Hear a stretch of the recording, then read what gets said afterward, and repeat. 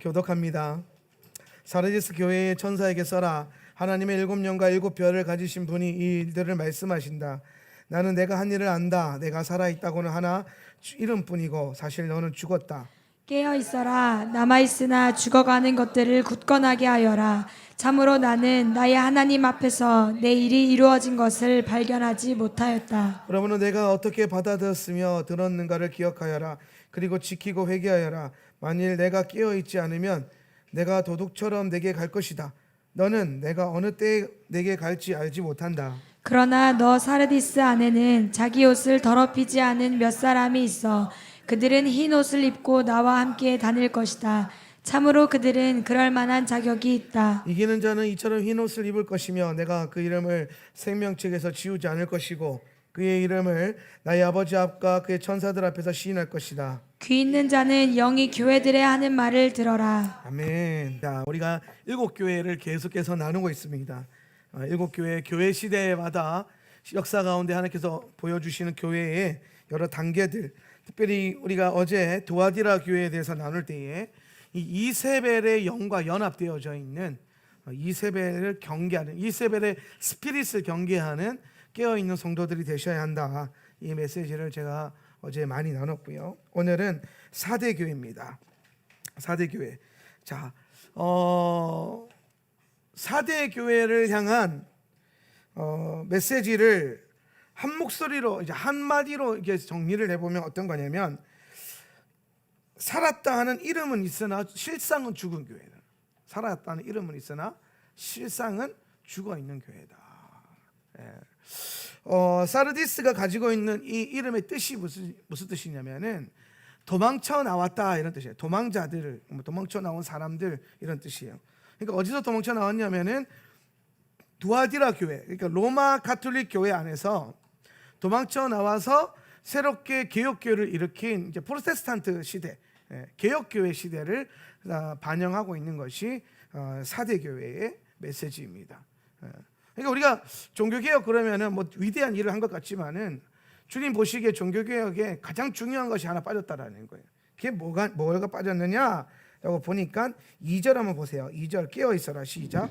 깨어 있어라. 남아있으나 죽어가는 것들을 굳건하게 하여라. 참으로 나는 나의 하나님 앞에서 내 일이 이루어진 것을 발견하지 못하였다. 그러니까 이 사람들이 나름대로 하나님의 일을 행하고 하나님의 어떠한 것을 가지고 종교개혁도 일으키고 뭐 변화된 삶을 이제 추구했는데 하나 부족한 게 있어요. 그게 뭐냐면 깨어있지 못했다라는 거예요.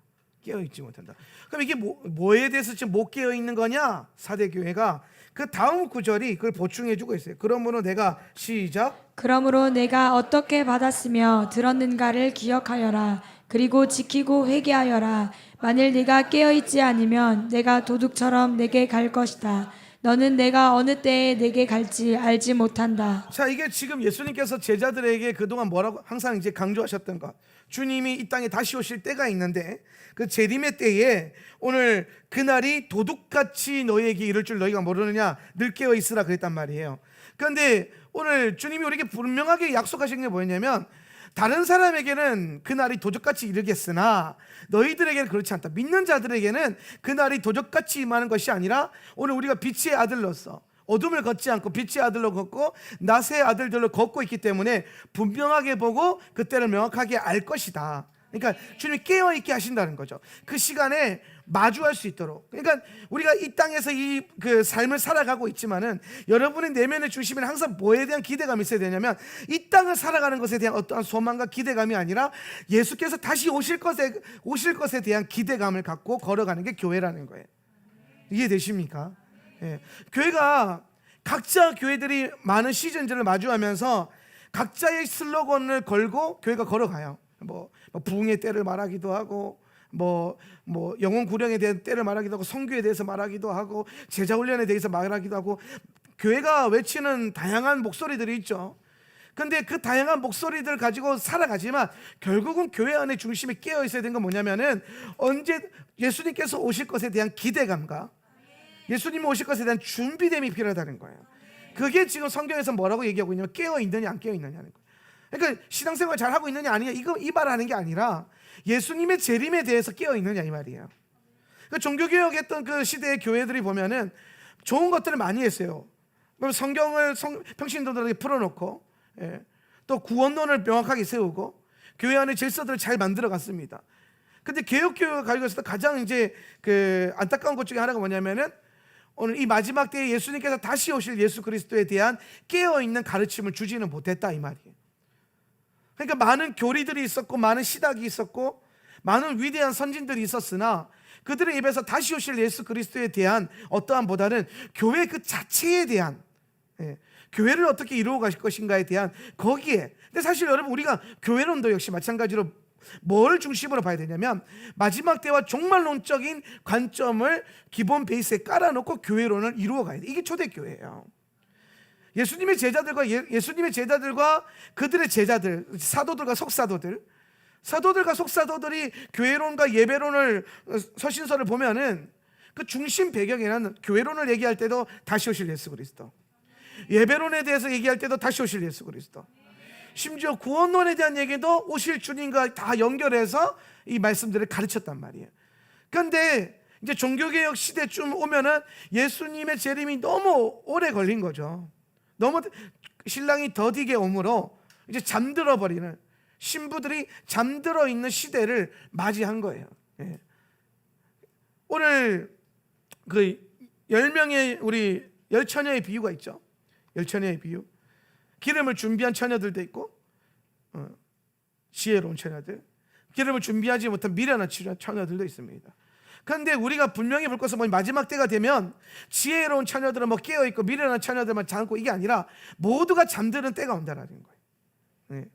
그만큼 어둠이 짙어지고 주님 오실 것이 더디게 느껴진다는 거예요.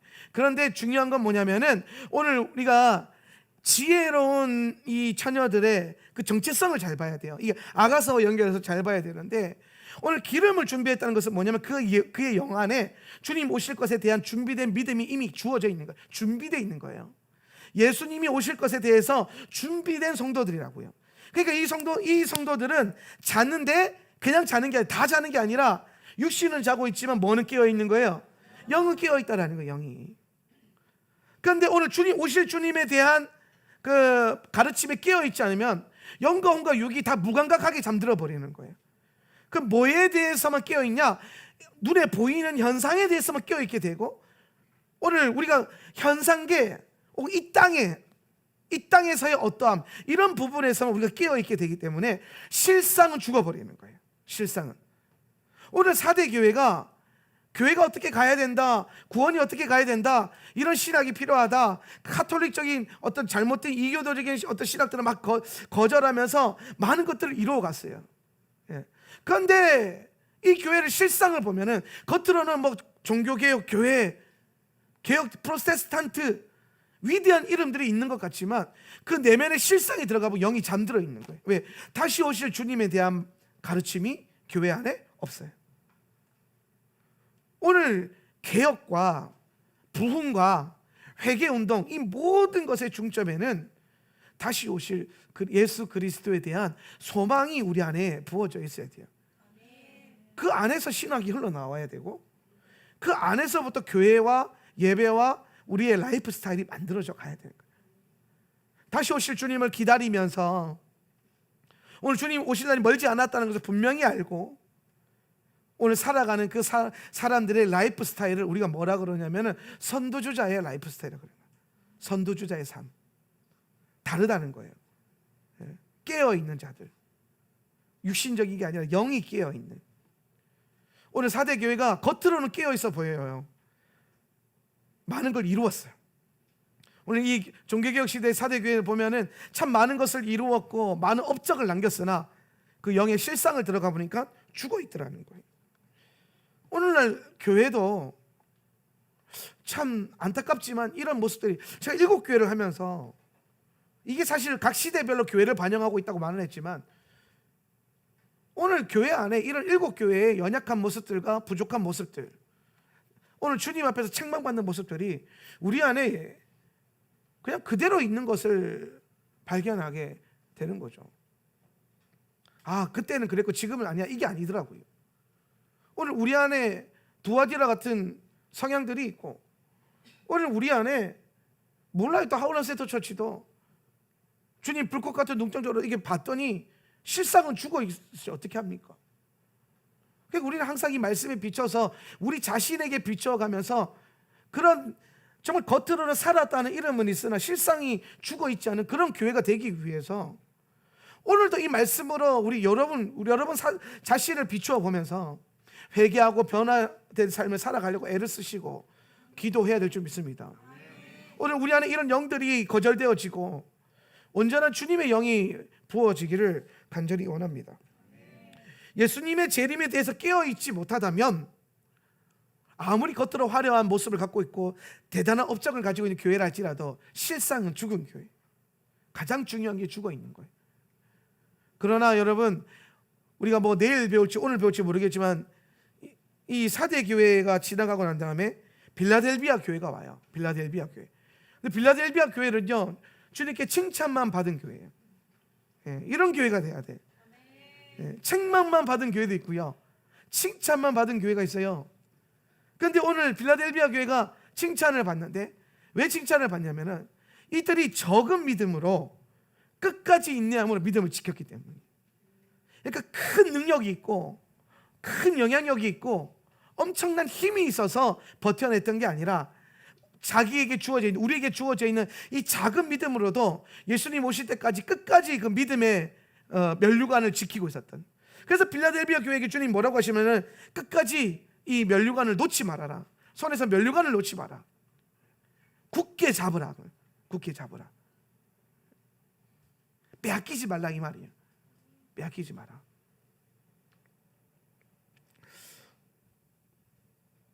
주님께서 교회들을 깨우실 때에 그 중심에는 항상 종말론적인 강한 부르심이 있다라는 것을 잊지 마시고, 오게 될 부흥도 마찬가지입니다. 우리가 담게 될 부흥들, 우리가 바라보며 기도하고 있는 부흥들, 시대가 점점 교회를 향한 핍박과 교회 환란의 때가 사실 이미 왔죠. 이미 코로나 사태를 통하여서 교회가 모이기만 해도 욕을 먹고, 교회가 예배하는 건 당연한 거 아니에요? 예배하러 이렇게 놀러 와요? 예배하러 오는 데잖아요. 예배하려고 모이는 게 교회고. 근데 교회가 예배한다고 뭐라고 한다는 거예요. 열이 받아요, 안 받아요? 아까도 시청에서 사람들이 와가지고 민원이 들어왔다고, 시끄럽다고. 예배 시작하기도 전인데 뭐 민원이 들어왔대요. 그래서 뭐 요즘 시대가 교회가 예배하면 사람들이 뭐 불안해하는 시대이기 때문에 참 재밌는 시대죠. 근데 여러분, 이 정도의 요 정도 고난에 뭐 쪼그라들면 안 돼요. 더 큰 환란이 앞에 기다리고 있는데 그거 어떻게 건너가려고 그러세요? 믿음의 담대. 그래서 지금 훈련이 필요한 거야. 우리가 계시록 공부하면서, 마지막 때 공부하면서, 기도하면서 훈련하는 이유가 뭐냐면 지금 계속 성경이 말하는 바 그대로 계속 만들어져 가고 있잖아요. 전쟁과 기근과 전염병, 이 세 가지 테마, 예언서에서부터 계시록 이르기까지 주님 오시기 전에 계속해서 반복적으로 주어질 것들, 그것으로 인해서 교회가 교회답게 서지 못하도록 만들 거고. 그러나 여러분, 이 안에서 우리가 정말 필요한 거는 뭐냐면 주님 안에서 전략을 갖고 본질을 잘 붙들고 가야 돼요. 더한 세상도 올 거고 더 힘든 때도 올 건데, 요 정도 뭐 감기 바이러스 하나 가지고 쪼그라들면 안 돼요. 더 훈련되셔야 돼. 그때는 진짜 아예 모이지도 못하는 그런 때가 올 거고. 그랬을 때 여러분 각자 흩어져서 성경 읽을 줄도 모르고 말씀 연구할 줄도 모르고 심지어 기도할 줄도 모르면 그냥 말 그대로 예수님 오시기 전에 그게 다 망하는 거예요. 적어도 여러분 성도라면 기도, 말씀, 예배, 이게 어디서든 여러분이 할 수 있는 프로가 되셔야 돼요. 어디서든 기도할 수 있는 그 딱 장착이 돼 있어야 돼요. 여러분끼리라도 모였을 때 우리 예배드리자 그때 바로 예배가 빵 나올 수 있는, 예배하면 딱 그것만 생각하세요. 딱 위드만 항상 기억하세요. W가 뭐예요? I는 뭐예요? 인터세션. T는 토라. 할렐루야. 토라. 트러스트 하려고 그랬죠, 그죠? 맞아요. 딴 데 가면 트러스트인데 우리는 토라. 딱 맞아 떨어지더라고요. 토라. 그리고 H는 힐링, 사역하는 거, 회복시키는 거. 저거 활근히 딱 기억하고 있으라고요. 저거 괜히 멋있으라고 써붙여놓은 거 아니에요. 저게 우리 교회론이고 우리 신앙 고백이에요. 저게 우리의 모습이라고. 예수님 손에 들려진 활. 하박국 선지자가 보면은 하박국 선지자가 본 예언이 뭐냐면 주님께서 메시아께서 활을 들고 딱 서 있는데 이게 교회란 말이에요. 우리가 이렇게 날아갈 수 있는 준비가 돼 있어야 된단 말이에요. 저게 위드예요, 위드. 네.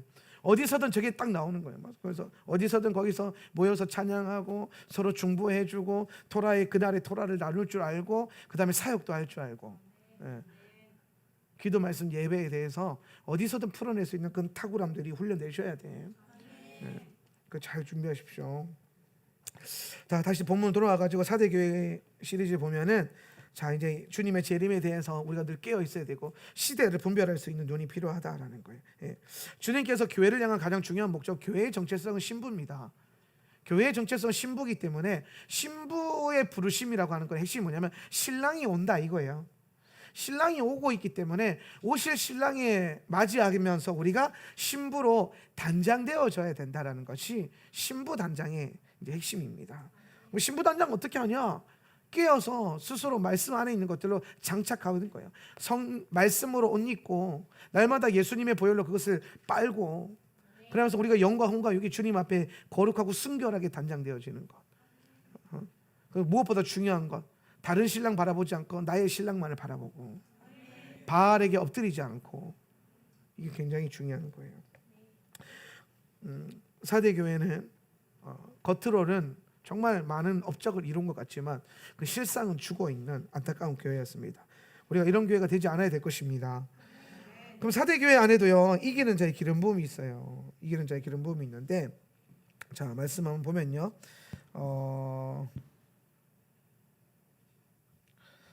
그 4절입니다. 3장 4절. 그러나 너, 시작. 그러나 너 사르디스 안에는 자기 옷을 더럽히지 않은 몇 사람이 있어. 그들은 흰 옷을 입고 나와 함께 다닐 것이다.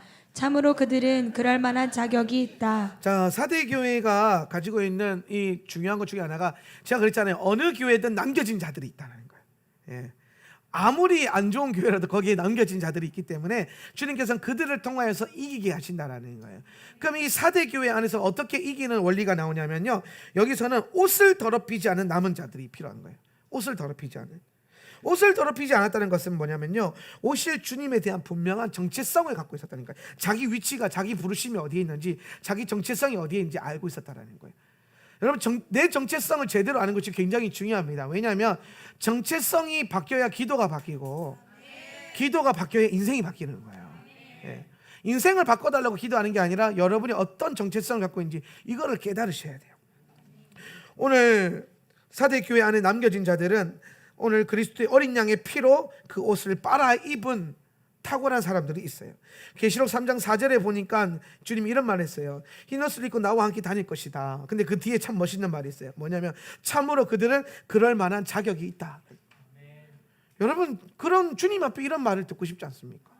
예수님이 이 교회를 바라보실 때에 오늘 우리가 겉으로는 뭐 어떨지 모르겠지만은 오늘 영적으로 봤을 때 여러분이 입고 있는 그 빛나는 흰 옷을 누군가가 와서 막 참수할 거 아니에요. 원수가 오든지 아니면 뭐 질투하는 사람들 와서 참수할 때, 그때 주님께서 여러분을 향해서 이 교회는 이 옷을 입을 자격이 있다. 왜냐하면 자신의 정체성을 분명히 알고 날마다 어린 양의 피로 자기 옷을, 정체성을 빨았고 자기의 연약함을 씻어냈고 죄성을 씻어내면서 늘 자기 영혼을 귀하게 여길 줄 알았던 깨어있는 신부였기 때문입니다.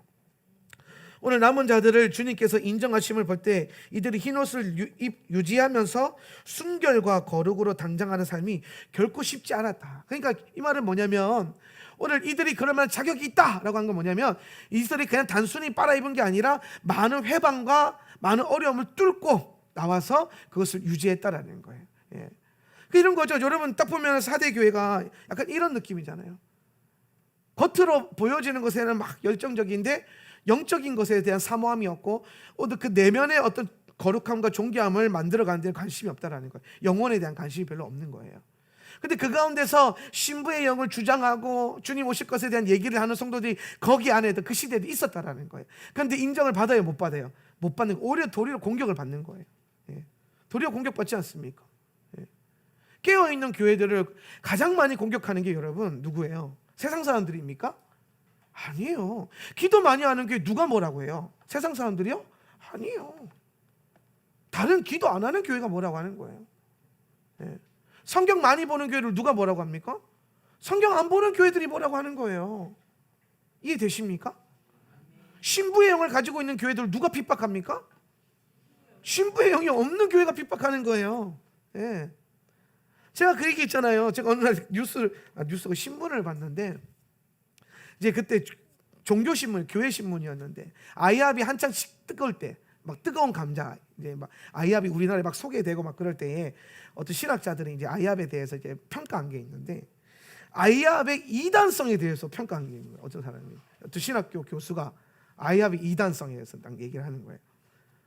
그래서 아이합의 이단성이 이제 3가지 정도가 크게 있었는데, 다른 건 생각 안 나는데 거기에 참 재밌는 게 있었어요. 그게 뭐냐면은 아이합이 이단인 이유가 뭐냐? 기도를 너무 많이 해서. 기도를 너무 많이 한다. 그렇게 써놨더라고요. 신학 교수가 기도를 너무 많이 해서 안 된다는 거예요. 기도 안 하는 사람들이 그런 말 하는 거예요. 네. 근데 내가 참 그걸 보면서 진짜 막 어이가 없잖아요. 여러분이 생각해도 어이가 없는데 제가 봤을 때 얼마나 어이없겠어요. 예. 참 저런 것도 신학자라고 막 그러면서 내가 막 욕하고 말았는데, 죄송합니다, 욕해서. 근데 여러분, 우리 이 4대 교회 안에 남은 자들이요, 그 주님 앞에서 오실 주님에 대한 믿음을 유지하고 날마다 그곳을 빨아 입고 자기의 영혼을 돌보는 게 쉽지 않았다라는 거예요. 예. 참소당하고 욕먹고 핍박당하고 아마 이단 소리도 많이 들었을 거고, 별나게 예수 믿는다고 뭐라고 하고, 왜 너네 교회는 그렇게 극성스럽게 별나게 예수 믿냐, 평범하게 예수 믿으면 안 되냐. 여러분, 우리는 이게 평범하잖아요. 우리 지극히 평범하게 예수 믿고 있는데, 오히려 저는 그게 안 평범해 보여요. 성령의 인도하심이 전혀 없는 그런 삭막한 공기 속에서 프로그램과 형식이 끌어가는 예배에서 1시간 동안 딱 깔끔하게 드리고 나오는 예배가 저는 더 불편해요. 그게 더 안 평범해 보여요. 왜? 하나님의 임재가 없는데 그게 무슨 예배냐는 거예요. 불이 없는데 그게 무슨 예배예요. 결국엔 우리는 오늘 우리에게 하나님 주시는 가장 중요한 이 신부의 영에 부르신 깨어있는 영을 계속 깨워야 돼요. 겉으로 뭐 화려한 거, 그게 뭐 중요해요? 예수님 오시면 다 무너질 건데. 예수님 오시면은 여러분, 겉으로 드러나는 교회들은 다 무너지는 거예요. 진짜 성전 대신 주님이 오시는데 뭐 이런 공간이 뭐 필요해요? 그분 앞에 나아가면 되는 건데, 믿고 뛰어 나아가면 되는 거잖아요. 없어지는 거예요. 그런 어떤 눈에 보이는 화려함들. 교회가 건물이 예뻐봤자 아무 싹에 쓸모 없어요. 교회 건물 크고 멋있는 거 몇 년 못 가요. 몇 년 못 간다고. 예수님 오시면 다 무너져야 된다. 중요한 거 아니에요. 진짜 중요한 건 뭐냐면, 그 예수님, 오실 예수님, 그 성전 되신 주님의 누가 기둥이 되어 글로 들어갈 것이냐. 오늘 이 빌라델비아 교회를 연결해서 보면, 빌라델비아 교회는 마지막 때에 깨어있는 순수한 교회예요. 주님의 재림에 대해서 분명한 그 부르심을 갖고, 오늘 주님이 오실 거를 분명한 확신이 있었기 때문에 이 교회는 선교하는 교회였어요. 빌라델비아가 무슨 뜻이냐면은 형제 사랑이라는 뜻이거든요. 형제를 사랑한다는 거예요. 영혼을 사랑한다는 거예요. 그 영혼 사랑이라는 구령의 열정이 왜 생겼냐? 예수님 오실 것에 대한 가까움이 있기 때문에. 그래서 이 4대 교회 시대가 지나가고 난 다음에 빌라델비아 교회 시대가 오는데, 이거는 어떤 시대냐면은 교회 부흥 시대예요. 선교 부흥. 우리가 기억나실지 모르겠는데 2000년 초반 1990년도 후반부, 그때 모든 교회들이요 다 뭐에 대한 얘기만 했냐면, 어떻게 하면 선교할까. 다 그냥 그 선교사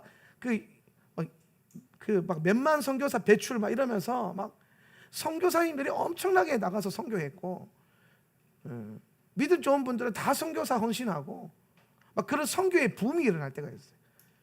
그냥 단순한 붐이 아니라 성령님이 그렇게 부흥의 때를 주셨고 그 선교에 대한 열망을 주셨단 말이에요. 그게 빌라델비아 시대 교회예요. 크고 작은 부흥의 역사를 우리가 경험했어요. 크고 작은 성령의 역사들을 우리가 경험하면서 어떻게 보면 20세기와 21세기 초반을 딱 살아왔단 말이에요. 달려왔어요, 지금까지. 그런데 한창 부흥으로 뜨겁다가 21세기 들어오면서 갑자기 부흥의 불이 훅 꺼지면서 교회가 정체하기 시작했어요. 정체. 침체. 정체가 아니에요. 침체. 교회가 점점 침체. 교회가 침체되고 있다는 게 여러분 어디서 티가 나는지 아십니까? 더 이상 선교사를 내보내지 않고 있어요, 교회들이. 성도들 입에서 선교사님들을 위해서 헌금하고 후원하고 선교사님들을 돕는 게 비전민이라고 하는 그런 고백들이 없어졌어요. 예전에 제가 신앙생활 할 때, 제가 어릴 때 고등학교 때만 하더라도 어른들이 뭘 기도 제목으로 했냐면은 우리 가정이 선교사님 가정 세 가정을 후원할 수 있는, 도울 수 있는 그런 가정이 되게 해주세요. 교회가 아니고 여러분 가정이요. 교회가 아니라 가정이 그런 비전을 품었다고요. 가정이. 그러니까 돈을 많이 벌어야 될 목적이 분명했어요. 선교사님을 선교를 돕기. 내가 못 나가지만 내 돈이라도 나가서 선교를 해야 된다 이거예요. 분명한 부르심이 있었거든요. 근데 웬걸 지금은 여러분 교회조차도 우리 교회가 선교사님 세 가정을 돕는 교회가 이 기도도 없어요. 교회조차도 없어요. 선교에 대해서 말하는 교회가 없어요. 그러나 뭐에 대해서 말하는 교회가 늘어났습니까? 2020년 1만 성도 목표 이런 거. 오늘은 10,000명, 내일은 20,000명. 300교구 목표. 교회가 자기 배를 불리고 자기 덩치 키우는데 더 많이 재정을 들이고 헌신하기 시작했지 선교를 위해서 쓰는 돈들이 줄어들었다니까요. 선교를 안 해요. 우리나라가 역대 전 세계에서 선교사님 배출 2위까지 했던 나라. 1위 미국, 2위 한국. 땅덩어리를 보세요. 땅덩어리를. 면적 대비 우리나라가 1등이에요. 할렐루야. 면적 대비 우리가 1등이라니까요. 걔네는 50개주 중에서 들이부어서 1등 해먹은 거고 우리는 남한 전체 해봤자 한 주 크기도 안 된다면서요. 우리나라가. 그런데 이 작은 나라가 전 세계에서 선교사를 2위나 배출했어요. 2위로. 1위 탈환하려고 얼마나 기도 많이 했는데 그때. 근데 지금은 여러분 10위 밖으로 밀려난 거 아세요? 랭킹 위였는데 10위 밖으로 저기 멀리 날아갔어요. 지금 브라질, 남미 이쪽이 더 뜨거워요. 브라질이 제가 알기로는 2위인가 콜롬비아인가? 하여튼 남미 쪽이 2위. 1위는 부동의 미국. 얼마나 안타까워요. 여기서 한국교회 침체의 원인이 딱 나오는 거예요. 빌라델비아 교회로 부흥하고 뜨거워진 한국교회가 갑자기 4대 교회가 되고 있는 거예요. 전 세계에서 제일 큰 장로교회 우리나라에 있죠. 세계에서 제일 큰 침례교회 우리나라에 있어요. 세계에서 제일 큰 감리교회도 우리나라에 있어요. 세계에서 제일 큰 침례교회 성결교회도 우리나라에 있어요. 세계에서 제일 큰 교회가 우리나라에 있어요. 세계에서 제일 큰 교회. 근데 그것도 지금 밀렸다 그러더만. 지금은 저기 세자르 목사님 교회가 더 크다 그러더라고요. 거기 출석 성도 40만인가? 40만. 하나의 교회인데. 여의도 순복음교회가 60만까지 갔다가 지금 다 분할하면서 많이 밀려나고. 아무튼 전 세계 각 교단의 제일 큰 교회가 한국 교회에 있어요. 얼마나 위대한 업적입니까? 얼마나 화려한 업적이에요. 저는 굉장히 자랑스러웠어요. 그런 한국 교회가. 야, 이 나라 이민족은 진짜 뭐라도 하는구나. 그러니까 이민족을 쓰시는구나. 근데 여러분 우리나라가 그 2위가 되기 이전에 전 세계에서 제일 큰 교회의 집합소가 되기 이전까지 그 부흥을 뭘로 달려가려면 형제 사랑과 영혼 구령과 선교와 마지막 때를 향한 부르심, 예수 천당 불심지옥, 예수 곧 오신다. 모이면 기도하고 흩어지면 전도하고 돈 생기면 선교하고. 심플했어요. 그런데 교회가 겉으로 화려해지니까 이 화려한 덩어리를 유지하다 보니까 뭐부터 줄이기 시작하냐? 선교비부터 줄이는 거예요. 선교비. 그러니까 여러분, 오늘날 한국교회를 바라보면서 예수님이 그러실지도 몰라요. 살았다는 이름은 있으나 실상은 죽은 교회다. 내가 이 교회를 이렇게 부른 게 아닌데, 오늘 이 대한민국 이 한국교회를 주님이 빌라델비아의 부흥의 시대를 쓰는 이 도구로 전 세계 부흥의 촉매제로 쓰지 않았습니까? 전 세계 부흥에 가장 많은 영향을 준 게 한국교회 부흥이었어요. 한국교회 부흥. 근데 지금은 옛 과거의 명성만 남아있죠. 지금 한국교회 자랑할 게 뭐 있어요? 기도를 많이 합니까? 더 전도를 또 열심히 하냐? 선교를 열심히 하나? 또 예배라도 뜨겁게 드리나? 뭐 하나 내세울 게 하나도 없어졌어요. 하나 있죠. 목사님들의 학력이 올라갔죠. 웬만한 큰 교회 다 목사님 다 박사들이. 외국에서 박사학위 못 받으면 큰 교회 청빈도 못 넣잖아요, 소리도. 목사님들의 지식 수준이 많이 올라갔다 이 말이에요. 그럼 뭐 합니까? 실상이 죽었는데, 영이 죽어가고 있는데. 그나마 이런 시국에 이 나라 이 민족 하나님 다시 한번 사랑하셔서 각 지역마다 주님이 기도의 집을 세우셨어요. 기도의 집을. 여러분, 기도의 집 운동은 그러니까 단순한 교회의 어떤 시스템의 운동이 아니에요. 이건 하나님의 손이 움직인 결과예요. 기도의 집의 신학은 딱 하나예요. 오실 예수 그리스도. 왜 기도의 집에서 기도합니까? 왜 24시간 기도하려고 애를 쓰고, 왜 밤이나 낮이나 데이 앤 나이트로 예배하고 기도합니까? 주님 곧 오시니까. 깨어 있잖아요. 안 깨어 있으면 이 교회 못 다녀요. 기도의 집 누가 다녀요? 깨어 있는 영들이 다니는 거예요. 나이트워치라, 우리 교회에 나이트워치가 없어서 되게 아쉬워요. 저는 개인적으로. 언젠간 우리 교회에도 나이트워치가 있겠죠. 예.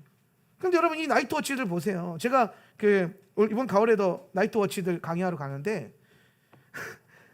거기는 나이트워치 사역자들은요, 밤 11시에 교회 출근을 해요. 11시에 교회 출근을 해가지고 데이타임 사역자들이랑 바트터치하고, 예. 그러면 그 사람들 그때부터 이제 예배 사역하면서 밤새는 거예요. 나이트워치 사명이 있는 성도들은요, 10시, 12시쯤 되면 교회에 으슬렁거리면 나타나요. 그래서 거기서 밤새도록 기도하는 거예요. 철야 기도. 밤을 새면서. 그러니까 올빼미에 기름 부음이 있는 분들 있잖아요. 나는 이상하게 밤만 되면 쌩쌩해져. 나는 밤이 되면 힘이 나. 기름 부음의 역사거든요. 그런 분들은 강남에 밤새기를 좋아하는 올빼미족을 다 모아가지고 기도의 집에 집어넣는 거예요. 걔네가 제일 잘하는 게 밤새서, 옛날에는 밤새서 게임하고 밤새서 클럽 가서 춤추고 놀고 있잖아요. 술 마시고. 근데 그런 청년들 변화시켜가지고 밤새도록 기도시키는 거예요. 이제는 기가 막혀요. 나이트워치 가보잖아요. 거의 제가 주중에 집회 가는데 주중이거든요. 근데 기도실에 적어도 50명 이상 앉아 있어요. 나이트워치 강의가 12시 반부터 시작해요. 12시 반. 새벽 4시까지. 제가 그 3일 동안 하고 오거든요. 첫날은요, 거의 이런 상태에서 강의해요. 그리고 숙소 들어가면 한 새벽 5시, 6시쯤 되니까. 심지어 저는 강의가 4시 반에 끝나는데 4시 반에 워치들은 또 마지막 그 새벽 타임 그거 와치하러 또 내려가요. 2시간 기도하러. 걔네는. 그래서 걔네는 일정이 아마 6시인가 7시인가 끝나요. 나이트 워치들은. 그거를 업으로 삼는 성도들이 있다니까. 업으로 삼는 사역자들도 있고. 근데 그 사람들이요, 여러분, 뭐 차려하고 막 그러니까 막 동네 뭐 권사님이나 그 어른 집사님 같지 않아요. 안에 다 청년들이야. 젊은 세대, 다음 세대. 간간히 집사님들 좀 보이고. 그런데 그 젊은 세대가 그 새벽에 성경책 하나 딱 들고 계속 나라와 민족을 위해서 선포하는 거예요. 파수하는 거예요. 파수. 다 잘 때 파수 와처, 나이트 와치가 뭐예요? 밤에 파수하는, 망대 위에서 그 파수하는 사람들, 파수하는 사람들. 오늘 다 잠들었을 때 깨어 이 나라 민족을 위해서 기도하는 자들. 오늘 여러분 이 거리와 이 도시를 위해서 밤에 깨어 있으라. 깨어서 기도할 수 있는 와처들, 나이트 와치들. 언젠간 이 기도의 집에도 그러한 부르심의 성도들이 모이겠죠. 말 그대로 데이 앤 나이트로 돌아가겠죠. 지금은 여러분이 안에서 CD가 열심히 하고 있어요.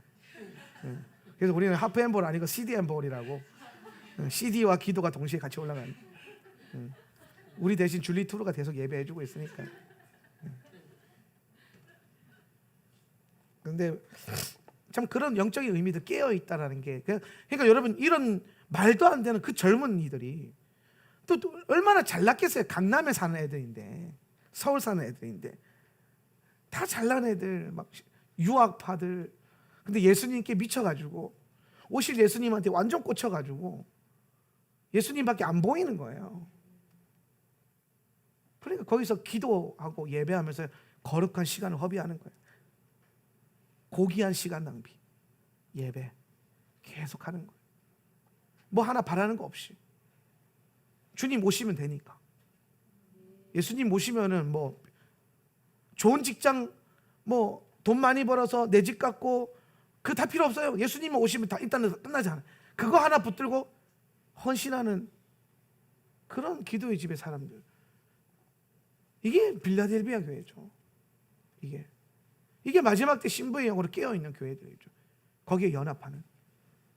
오늘 우리 교회가 가져가고 있는 가장 중요한 맨데이트, 기도의 집이라는 게 바로 그런 거예요. 그러니까 단순히 기도만 많이 하는 교회가 아니라고요. 기도의 집은 오실 주님에 대해서 깨어 기도하는 교회. 그 길을 기경하고 평탄케 하는 교회. 예수님 오실 길을 예비하는 세례 요한의 외침을 가지고 있는 교회. 데이 앤 나이트로, 낮과 밤으로, 밤낮으로 예배가 멈추지 않는 그런 교회. 하루에 한 타임 예배하는 것도 이렇게 막 뭐라고 하는데요. 데이 앤 나이트 들어가는데 생각해 보세요. 막. 근데 여러분 그거 아세요? 이 영적인 패턴도 패권의 문제거든요. 저희 작년에 느헤미야 할 때 철야했잖아요. 밤새도록 예배 드렸잖아요. 그때 10시부터 그 다음날 4시, 5시까지 예배 멈추지 않았고. 근데 그때 여러분 느헤미야 뚫어낼 때 한 번도 민원 안 들었었어요. 기억나세요? 민원 못 넣죠. 왜? 영적 패권은 이미 자꾸 들어갔잖아요. 어제 제가 이세벨의 스피릿을 다루면서 뭔가 좀 치고 들어오겠다 교회 안에, 이런 감지가 좀 있었어요. 그래서 제가 어제 그 이세벨의 스피릿을 묻고 성령을 풀어놓는 기도를 여러분에게 같이 연합해서 했었었는데 어김없죠. 분명하게 드러나잖아요. 그 다음날 딱 오잖아. 기가 막히죠. 놀랍지 않습니까? 이미 어제 예상하고 있었다니까. 다 영적인 패턴 안에서 우리가 어떻게 준비하고 이걸 어떻게 볼 거냐도 굉장히 중요한 거예요. 저는 정말 여러분, 우리 교회가 겉으로만 살아있는 교회가 되지 않았으면 좋겠어요. 진짜 실상이 살아있는 교회, 실상이 부요한 교회, 능력 있는 교회, 힘이 있는 교회, 성령의 능력을 갖고 질병을 다스리고, 할렐루야, 다스리는 권세, 바이러스를 다스리고, 오늘 이 교회 안에 들어오고 있는 모든 공격과 마귀의 참소를 예수님의 보혈로 무효화시킬 줄 아는 그런 감각에 깨어있는 교회, 영적인 감각에. 그것이 또 전략적으로 풀어지는 그런 교회가 될 수 있었으면 좋겠습니다. 4대 교회가 아니라 빌라델비아 교회의 가장 강한 부르심, 신부된 교회의 부르심 앞에서 달려가며 기도하는 저와 여러분 되었으면 좋겠습니다. 기도합시다. 우리 시간에 한 번 더 기도할 때에 하나님 우리 안에 분명한 부르심을 주십시오. 하나님 우리 안에 4대 교회와 같이